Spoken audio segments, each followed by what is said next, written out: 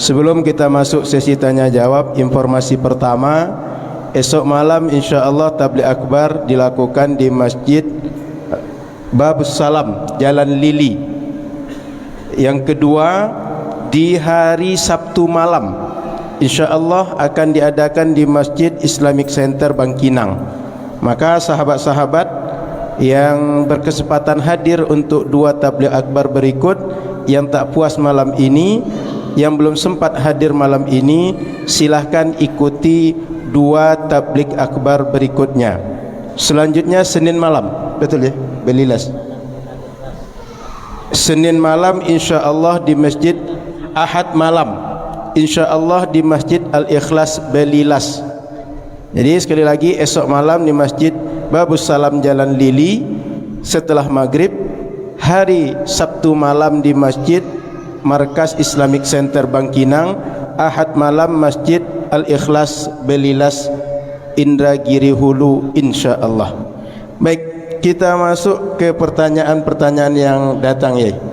Pertama, sebenarnya Wahabi itu menisbahkan metodologi manhaj mereka kepada siapa ya? Betulkah mereka salaf dan siapa salaf yang dimaksud? Terima kasih ya. Pertanyaan pertama, Wahabi. Wahabi ini sudah tidak asing lagi dan sudah menjadi rahasia umum bahwa kelompok Wahabi ini nisbat kepada Syekh Muhammad bin Abdul Wahab An-Najdi.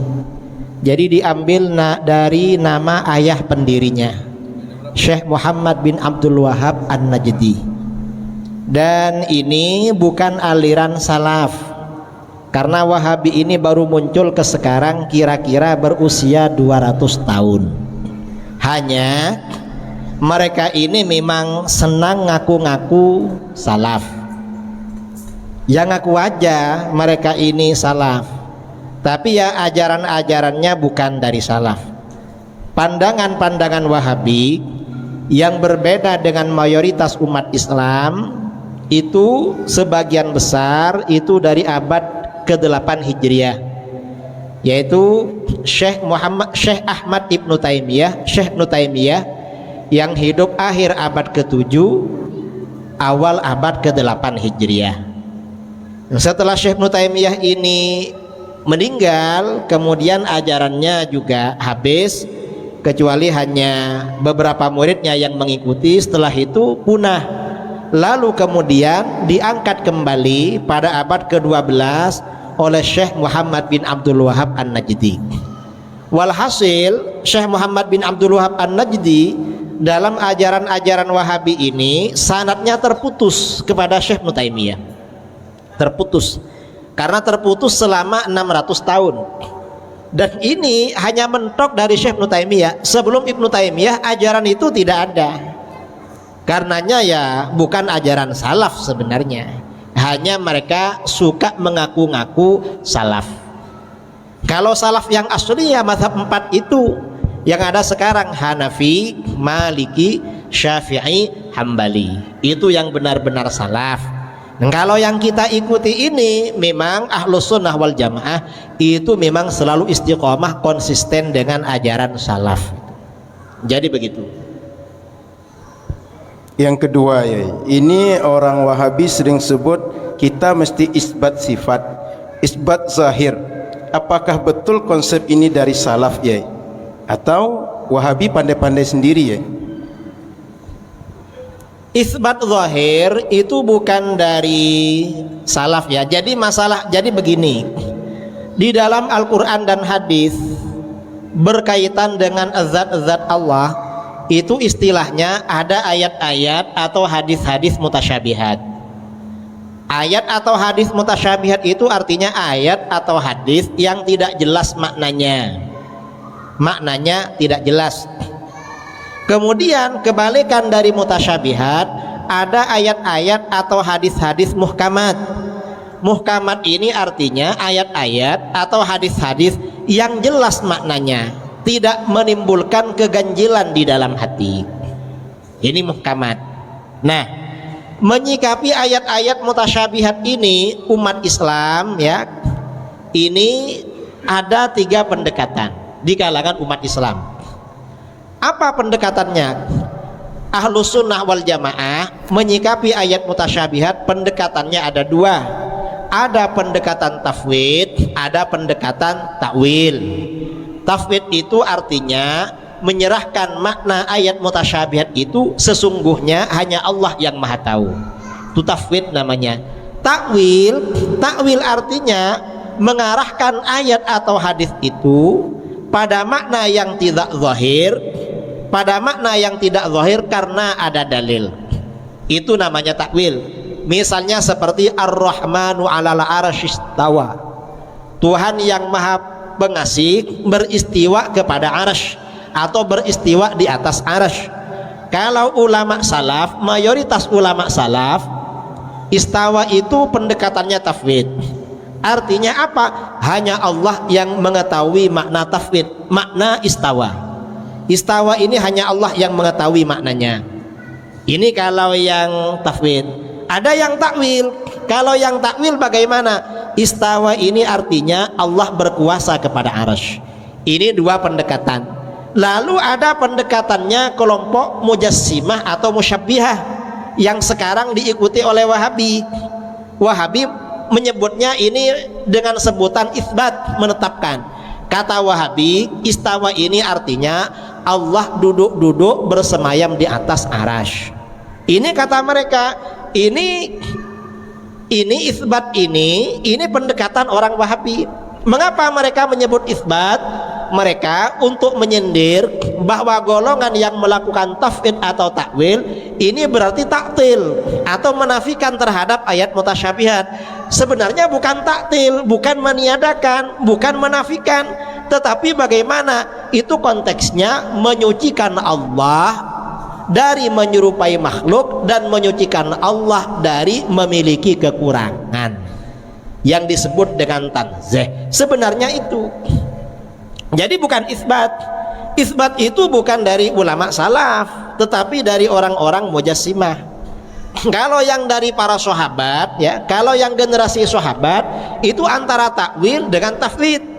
Ini contoh misalnya di dalam ayat kursi. Ada ayat wasi'a kursiyyuhus samawat. Kursinya Allah itu mencakup langit-langit dan bumi. Kursi ini kalau diartikan secara zahir itu artinya ya mungkin kursi tempat duduk begini. Yang namanya kursi kan tempat duduk. Kursinya Allah mencakup langit dan bumi. Tapi ternyata ada ulama salaf, Ibnu Abbas menafsirkan yang dimaksud kursi di sini adalah ilmunya Allah. Jadi takwil maupun tafwid yang diambil oleh Ahlus Sunnah wal Jamaah itu sebenarnya itu warisan pendekatan yang dilakukan oleh para sahabat dan murid-muridnya. Itu yang kita ambil itu. Jadi kursi aja ini riwayat di dalam Imam Bukhari ya. Imam Bukhari meriwayatkan kursi itu maksudnya ilmunya Allah. Ini kata Ibnu Abbas. Itu yang kita ikuti. Dan banyak contoh-contoh takwil atau isbat atau tafwid yang terjadi perbedaan di kalangan umat Islam antara Ahlus Sunnah wal Jamaah di satu sisi dengan kelompok Wahabi di sisi yang lain. Nah, karena pendekatan ini maka Ahlus Sunnah wal Jamaah menegaskan ketika menafsirkan ayat istawa, istawa itu maknanya 2. Apa? Yang pertama hanya Allah yang mengetahui maknanya.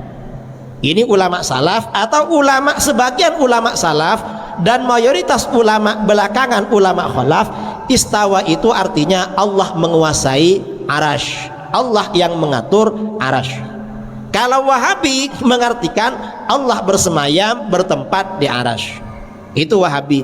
Kalau Ahlus Sunnah tidak mau pada itu. Mengapa? Karena Allah maha suci dari tempat dan Allah tidak butuh pada tempat. Itu namanya keyakinan Ahlus Sunnah wal Jamaah. Dan ini keyakinannya umat Islam yang selalu menebarkan kedamaian, menyebarkan Islam kemana-mana. Dan ini keyakinannya para pejuang Islam, termasuk Sultan Salahuddin Al-Ayyubi. Yang ketiga ya,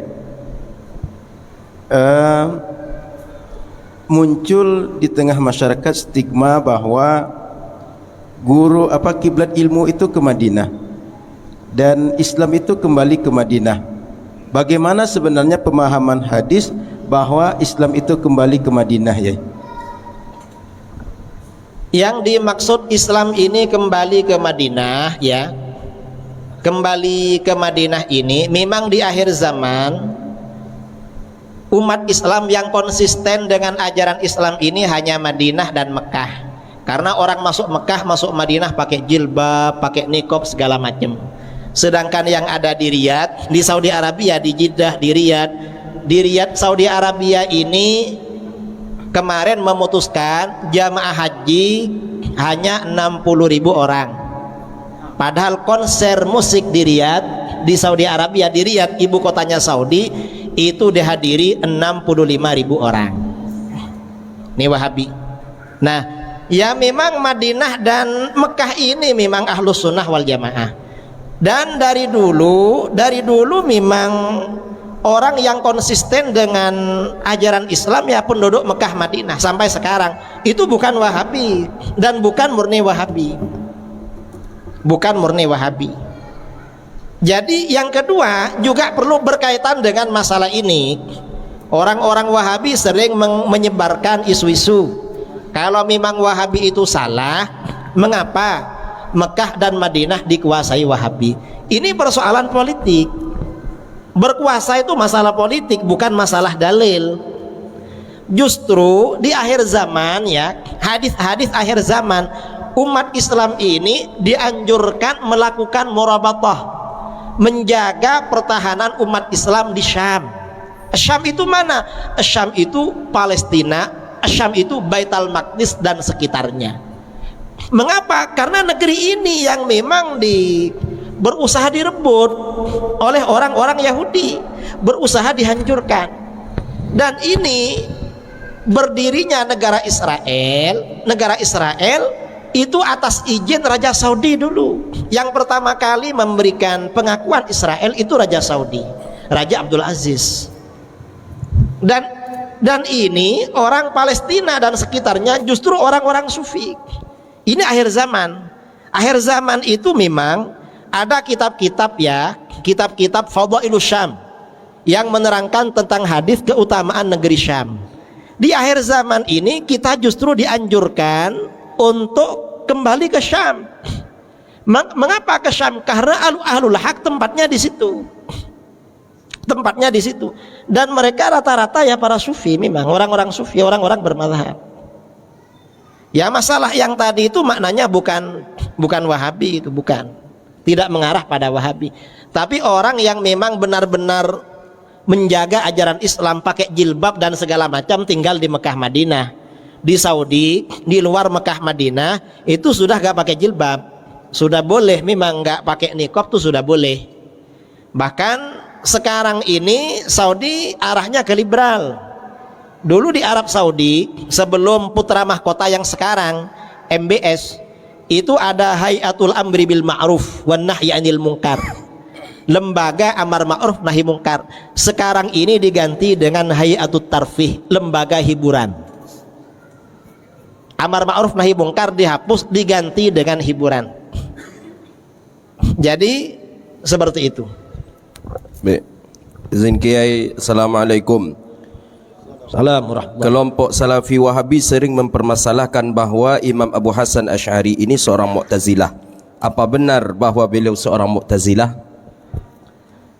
Imam Al-Asy'ari ini asalnya memang Mu'tazilah. Karena setelah berusia 10 tahun ayahnya meninggal dunia, lalu ibunya dinikahi ulama Mu'tazilah. Tapi setelah berusia 40 tahun beliau keluar dari Mu'tazilah dan membela ajaran Ahlus Sunnah wal Jamaah. Dan ini gak masalah walaupun beliau asalnya Mu'tazilah lalu membela Ahlus Sunnah wal Jamaah. Mengapa? Karena di dalam hadis ya, baginda Rasulullah SAW bersabda, innallaha la yu'ayyidu hadzal din birrajulil fajir. Sesungguhnya Allah benar-benar akan menguatkan agama ini sebab laki-laki yang jahat. Siapa contohnya laki-laki jahat? Pada masa sahabat Sayyidina Umar bin Khattab. Asalnya musuh Islam nomor 1. Begitu beliau masuk Islam, menguatkan agama Islam. Nah, Imam Al-Asy'ari asalnya Mu'tazilah. Begitu beliau keluar dari Mu'tazilah, membela ajaran Ahlus Sunnah wal Jamaah, akhirnya apa? Orang-orang Mu'tazilah ditumpas oleh murid-murid beliau. Dan yang mampu menghadapi Mu'tazilah ini hanya Asy'ariyah. Sekarang ini Mu'tazilah sudah tidak ada, tetapi yang membawa, yang mengadopsi metodologi pemikiran Mu'tazilah itu ada. Siapa? Syiah.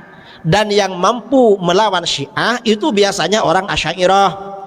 Saya ini beberapa kali di Indonesia diundang debat melawan Syiah. Yang ngundang siapa? Panitianya orang Wahabi. Mengapa Wahabi? Wahabi gak berani melawan Syiah. Akhirnya kita orang Asy'ariyah diminta melawan diminta untuk melawan Syiah itu. Jadi begitu. Ya memang asalnya ya memang orang Mu'tazilah, tapi gak apa-apa kan. At-taibu minadz dzambi kaman la dzambalahu. Orang yang bertaubat dari dosa seperti orang yang tidak punya dosa, dihapus oleh Allah dosa-dosanya. Sebelum Imam Asy'ari ini tampil, orang-orang Ahlus Sunnah ini hanya mampu membela diri. Tidak bisa melakukan perlawanan karena gak tahu rahasia pemikiran Mu'tazilah. Tetapi setelah Imam Asy'ari keluar dari Mu'tazilah, akhirnya bagaimana? Mu'tazilah dibongkar dari dalam oleh beliau. Akhirnya orang Mu'tazilah kalah. Orang Mu'tazilah ini hanya bisa dikalahkan oleh orang Asy'ariyah. Mu'tazilah ini memang pemikir yang paling hebat pada waktu itu. Oleh Imam Asy'ari dikalahkan itu. Karenanya orang-orang Syiah, orang Zaidiyah, orang Khawarij, logika yang dipakai itu logika Mu'tazilah. Tetapi ketika berhadapan dengan Asy'ariyah, mereka kalah. Mengapa? Kita diajarkan oleh Imam Asy'ari dan murid-muridnya. Kiai, kita dengan orang sedikit Ustaz. Ya, silakan. Ada anggapan belakangan Kiai bahwa Imam Asy'ari ini taubat sekali lagi mengikut mazhab Wahabi, Kiai. Ini benar atau tidak, Kiai? Itu sama sekali tidak benar. Itu gosip, ya. Itu hoax, isu-isu. Dan ini kata Wahabi bukti bahwa Imam Asy'ari keluar dari mazhab Asy'ari lalu kembali ke manhaj Salafi, kata mereka. Kitab Al-Ibanah. Kitab Al-Ibanah. Padahal kitab Al-Ibanah naskah yang asli tidak ada. Naskah yang ada tidak ada yang otentik. Dan naskah yang diterbitkan oleh Wahabi itu sudah ditahrif, cuma gak ditahrif semua. Ini payahnya Wahabi. Mengapa? Di dalam Al-Ibanah yang dijadikan dasar oleh Wahabi, Al-Ibanah terbitan Wahabi di Saudi ya, halaman 116. Ketika menafsirkan istawa, katanya Allah itu beristiwa di arasy tapi tidak berdiam lama. Tinggal tapi gak lama. Katanya tinggal di arasy tapi gak lama. Sebentar. Ini halaman 116. 10 halaman kemudian 126, istawa itu tidak punya makna Allah tinggal di arasy. Allah gak tinggal di arasy. Di depan 116 tinggal tapi sebentar, 126 tidak tinggal. Artinya apa? Wahabi ini hanya sempat melakukan distorsi, merubah, mentahrif di depan aja, di belakang lupa, gak ditahrif sama mereka. Ini bodohnya mereka. Curang tapi tidak sempurna curangnya, akhirnya ketahuan itu. Ini mereka. Jadi gak betul itu Bu, kalau Imam Asy'ari ini keluar dari Mu'tazilah, keluar dari Asy'ariyah lalu ikut Wahabi, sama sekali tidak betul itu. Tidak betul. Karena riwayatnya tidak ada. Riwayat dari murid-muridnya, dari ulama Ahlus Sunnah tidak ada. Itu isu-isu orang Wahabi sekarang gitu. Isu-isu modern itu. Isu-isu dulu tidak ada itu. Baik. Okey, perbedaan antara kita dengan orang-orang Salafi Wahabi ini perbedaan furu' atau perbedaan akidah. Kalau ke akidah, apakah boleh ditoleransi atau bagaimana? Mohon kejelasan. Perbedaan kita dengan Wahabi yang masalah furu' ada. Contoh seperti kita kunut, mereka gak pakai kunut. Itu masalah furu'. Atau contoh kita setelah sholat zikir jahar, mereka gak pakai zikir jahar. Itu masalah furu'. Kemudian ada yang masalah akidah. Apa contohnya? Kita ini sifat 20, mereka tauhid rububiyah uluhiyah. Ini masalah akidah. Kemudian kita ini berwasilah melakukan tawasul, tabaruk, istighatsah, mereka pakai konsep tauhid uluhiyah. Gak ada tawasul, gak ada tabarruk, gak ada istighatsah. Ini perbedaan masalah usul, masalah akidah. Dan di dalam masalah ini tidak ada toleransi. Gak ada toleransi kalau masalah akidah. Mengapa? Di dalam akidah dalil itu yang digunakan harus dalil qat'i, dalil yang dipastikan benar, bukan hanya sangkaan kuat benar. Nah, ketika suatu golongan atau orang keluar dari dalil qat'i, maka otomatis mereka menjadi aliran sesat. Karenanya kita Ahlus Sunnah wal Jamaah meyakini Wahabi ini termasuk kelompok yang sesat dan menyesatkan. Itu akidah sebenarnya. Jadi bukan masalah furu'iyah, bukan. Karena kita ini konsepnya sifat 20, mereka rububiyah, mereka tauhid asma wa sifat. Lalu kita ini bertawassul, bertabaruk, istighatsah, mereka konsepnya tauhid rububiyah uluhiyah. Ini perbedaan masalah usul sebenarnya, masalah akidah, bukan masalah furu'. Dan tidak ada toleran di dalam masalah ini. Wallahu a'lam. Kiai, kenapa orang-orang Wahabi benci sekali dengan para habaib? Kenapa mereka tak suka dengan keturunan Rasulullah? Katanya Ahlus Sunnah ya. Orang Wahabi ini tidak suka dengan para habaib karena Wahabi ini memang menghimpun kejelekan berbagai aliran di luar Ahlus Sunnah. Misalnya aliran Khawarij ya. Wahabi ini kan oleh para ulama ditetapkan sebagai golongan Khawarij. Khawarij ini akidahnya yang paling jelek, mengkafirkan dan menghalalkan darah umat Islam di luar golongannya. Wahabi ambil ini, Wahabi ambil. Mengapa? Karena ini paling jelek di Khawarij. Cuma Wahabi lebih jelek dari Khawarij dulu. Mengapa? Kalau Khawarij dulu yang dikafirkan itu pelaku dosa besar, orang berzina, orang berbohong, orang membunuh orang, ini kafir kata Khawarij. Kalau Wahabi yang dikafirkan itu pelaku amalan-amalan sunnah, istighatsah, tawassul, tabarruk, itu amalan sunnah dikerjakan sejak masa Rasulullah SAW. Para sahabat dikafirkan oleh Wahabi. Jadi Wahabi ini lebih jelek dari Khawarij. Nah, lebih jelek. Khawarij yang paling jelek ya Wahabi, paling jelek. Kemudian ada kelompok namanya Nawasib. Nawasib ini artinya apa? Kelompok yang tidak suka kepada keluarga Nabi. Ini Nawasib. Ini Wahabi juga menjadi Nawasib. Karenanya mereka gak suka sama keluarga Nabi. Ini bukti kalau mereka memang tidak ikut Al-Quran hadis. Karena Al-Quran hadis ini memang umat Islam ya wajib cinta kepada habaib, zuriat keluarga Nabi. Tapi Wahabi malah benci kepada para habaib itu. Jadi ambil yang paling jelek dari aliran. Ya pokoknya ada aliran yang jelek, Wahabi kadang ambil pemikirannya itu. Kadang ambil. Ada kesamaan dengan aliran-aliran sebelum Wahabi itu. Tentunya aliran di luar Ahlus Sunnah wal Jamaah itu. Selanjutnya ya, apa betul Ahlus Sunnah wal Jamaah mendahulukan akal daripada dalil Al-Quran dan Sunnah? Ini fitnah atau Wahabi pandai-pandai aja ya? Ahlus Sunnah wal Jamaah itu tidak mendahulukan akal daripada nas Al-Quran dan hadis. Yang betul bagaimana?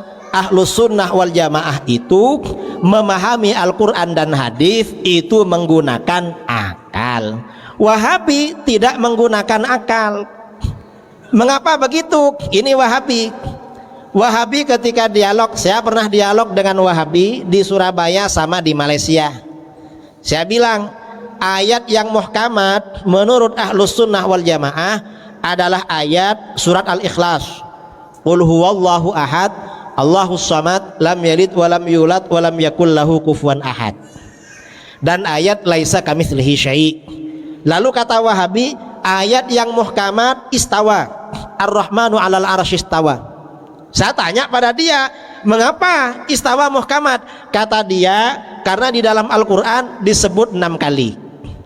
Saya kejar dia, apa dasarnya kalau disebut 6 kali lalu muhkamat? Lalu dia terdiam. Kalau kami Ahlus sunnah wal jamaah, ayat yang muhkamat yang jelas maknanya ayat tadi, surat Al-Ikhlas. Mengapa surat Al-Ikhlas? Karena sabab nuzulnya ayat itu turunnya sebagai jawaban terhadap pertanyaan orang musyrik dan orang Yahudi kepada baginda Rasulullah SAW yang bertanya tentang sifat-sifat Tuhan. Orang musyrik dan orang Yahudi bertanya tentang sifat-sifat Allah, lalu turun surat Al-Ikhlas. Karenanya surat Al-Ikhlas keutamaannya sepertiga Al-Quran. Orang baca surat Al-Ikhlas pahalanya seakan-akan membaca sepertiga. Kalau membaca 3 kali seakan-akan hatam Quran. Ini surat Al-Ikhlas. Karenanya di dalam hadis-hadis Bukhari, hadis Muslim diungkapkan surat Al-Ikhlas itu adalah sifatur Rahman. Karenanya kata para ulama, setiap kesimpulan ayat Al-Quran kalau bertentangan dengan kesimpulan surat Al-Ikhlas maka harus dijauhi. Mengapa? Karena ini yang menjadi ayat muhkamat. Saya bilang begitu. Lalu kata Wahabi, itu karena istawa 6 kali. Gak ada seperti itu. Kalau alasannya banyak-banyakan, istawa memang 6 kali. Tetapi ayat Al-Quran yang membicarakan tentang akal, di dalam Al-Quran dihitung ada sekitar 36 kali. Perintah Al-Quran agar kita pakai akal justru 36 kali. Nah, kalau kita gak pakai akal berarti kita meninggalkan perintah 36 ayat Al-Quran. Jadi begitu. Wahabi itu ya gak ngerti itu. Gak ngerti. Coba kalau ada Wahabi tanyakan, akidah mana Ahlus sunnah gak punya dalil ayat Al-Quran hadis? Mana? Tanyakan. Pasti mereka gak mau. Sifat 20 atau sifat 20, sifat jaiz, itu Al-Quran hadis dalilnya. Cuma Wahabi gak tahu. Mengapa? Ya karena mereka gak pakai akal. Kalau Ahlus sunnah ini pakai akal, karenanya tahu itu. Jadi begitu. Wallahu a'lam. Berarti tak berakal ya. Jadi begini, kata Imam Al-Ghazali ya. Kata Imam Al-Ghazali, dalam memadukan antara akal, antara dalil syar'i Al-Quran dan hadis dengan akal, itu ada 3 kelompok. Siapa? Yang pertama Mu'tazilah. Mu'tazilah ini hanya pakai akal, tetapi Al-Quran hadis itu ditaruh di belakang. Ini Mu'tazilah. Kemudian ada kelompok Mujassimah macam Wahabi, pakai Al-Quran hadis tetapi tidak menggunakan akal. Nah, kedua-duanya sama-sama tersesat. Maka bagaimana? Ahlus sunnah wal jamaah pakai Al-Quran hadis juga menggunakan akal. Karenanya, maka bagaimana? Karenanya ya, karena orang Wahabi ini tidak menggunakan akal, hanya pakai Al-Quran hadis, orang Wahabi ini bagaikan orang yang mencari kayu di malam hari, gelap gulita. Mereka bisa melihat orang Wahabi ini bagaikan orang yang berjalan di siang hari, tetapi mereka gak bisa melihat, buta. Akhirnya bagaimana? Gak bisa membedakan mana siang, mana malam, mana kayu, mana ular, gak bisa. Sedangkan orang Mu'tazilah itu bagaikan orang yang bisa melihat, tetapi dia mencari kayu di malam hari yang gelap gulita, gak bisa menggunakan mana kayu, mana ular. Ahlus sunnah wal jamaah bagaikan orang, karena Al-Quran dipakai, hadis dipakai, akal dipakai, bagaikan orang yang berjalan di siang hari, pandangannya terang. Takbir. Ini ahlus sunnah wal jamaah. Jadi ada perumpamaannya memang. Mereka ini ya ibaratnya berjalan di siang hari tapi buta. Jadi kalau akalnya Mu'tazilah ini terlalu dipakai jadi rusak. Kalau ahlus sunnah wal jamaah bagus karena dipakai tapi diukur dengan standar Al-Quran hadis. Kalau Wahabi masih orisinil, gak pernah dipakai sama sekali itu. Pertanyaan selanjutnya ya. Kita sering mendengar Wahabi itu serang-serang ahlus sunnah. Sekarang banyak ustadz-ustadz para alim menjawab sehingga muncul nasihat. Kita nggak mesti mempermasalahkan perbedaan. Kita ukhuwah, jaga ukhuwah. Sebenarnya sikap ahlus sunnah sebaiknya gimana ya? Jadi memang itu termasuk strategi Wahabi. Wahabi ini ketika jamaahnya ini orang-orang awam ahlus sunnah, maka akan disampaikan masalah khilafiyah. Kamu ziarah kubur tak betul, itu bid'ah. Kamu maulid nabi tak betul, bid'ah. Semuanya dibid'ah-bid'ahkan. Kamu sampai kunut gak betul, bid'ah. Kamu baca tahlil tak betul, bid'ah. Begitu ada ustadz-ustadz menyampaikan ini dalilnya ziarah kubur, ayat Al-Qur'annya ini, hadisnya ini. Ini dalilnya tahlil, Al-Qur'annya ini, hadisnya ini. Apa kata mereka? Kita ukhuwah lah, jangan bicara perbedaan. Padahal mereka yang memulai. Mereka ini sebenarnya orang yang zalim, tapi ketika dilawan mereka menampakkan seakan-akan mereka dizalimi. Mereka ini sebenarnya pelaku, tetapi menampakkan seakan-akan mereka ini korban. Mirip orang Yahudi di Israel. Mereka ini teroris, tapi seakan-akan membela diri melawan teroris. Mirip mereka. Cara logikanya itu. Cara logikanya. Sikap ahlus sunnah wal jamaah bagaimana? Para asatid, para ulama ahlus sunnah wal jamaah, seperti disampaikan oleh Imam Abu Bakar Al-Baqillani, kata beliau, para ulama wajib membela ajaran ahlus sunnah wal jamaah dan wajib membongkar syubhat-syubhat kelompok-kelompok di luar ahlus sunnah wal jamaah, dan tidak peduli alasan ukhuwah atau apapun. Justru untuk menjaga ukhuwah, ajaran ahlus sunnah wal jamaah harus dibela dan dipertahankan. Kita yang ahli sunnah wal jamaah ini mensekolahkan anak ke pondok-pondoknya salafi.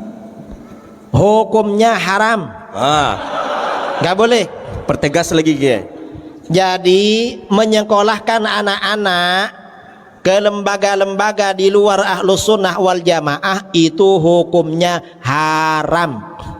Mengapa? Berarti nanti menyerahkan anaknya untuk menjadi pengikut aliran sesat, menjadi pengikut aliran tidak benar. Karenanya segera bertaubat, cabut dan pindah ke sekolah ahlus sunnah wal jamaah. Itu kita ini ya, selain wajib menjaga kesehatan anak, orang tua itu wajib menjaga kesehatannya, wajib menjaga baik kesehatan fisik ya maupun kesehatan rohani, wajib ngasih makanan yang halal pada anaknya, juga wajib memberikan ajaran yang halal, yaitu ajaran ahlus sunnah wal jamaah. Gak boleh memasukkan ke otaknya ajaran yang tidak halal, yaitu ajaran di luar ahlus sunnah wal jamaah, termasuk ajaran Wahabi.